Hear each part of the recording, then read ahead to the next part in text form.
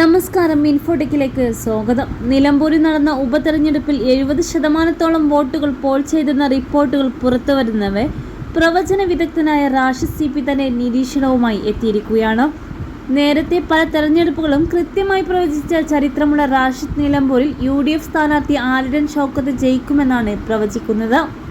Rashid CPയുടെ Facebook post ഇങ്ങനെ: UDF 46.5%, അല്ലെങ്കിൽ 49%, LDF 40.5, 43%, PV Anwar 4.5%, 7, BJP 4%, 6.5%. UDF സ്ഥാനാർത്ഥി ആലിടൻ ഷൗക്കത്ത് 12,100 മുതൽ 16,000 വരെ വോട്ടിന്റെ ഭൂരിപക്ഷത്തിൽ നിലമ്പൂരിന്റെ സമീപകാല ചരിത്രത്തിൽ ലീഗിന്റെയും കോൺഗ്രസിന്റെയും പൊളിറ്റിക്കൽ വോട്ടുകൾ ഒറ്റക്കെട്ടായി പോൾ ചെയ്യപ്പെട്ടു. ഒപ്പം സർക്കാർ വിരുദ്ധ വോട്ടുകളും അത്തരം സാഹചര്യങ്ങളിൽ വ്യക്തിഗത മികവ് കൊണ്ട് മാത്രം പിടിച്ചു നിൽക്കാനാകില്ല.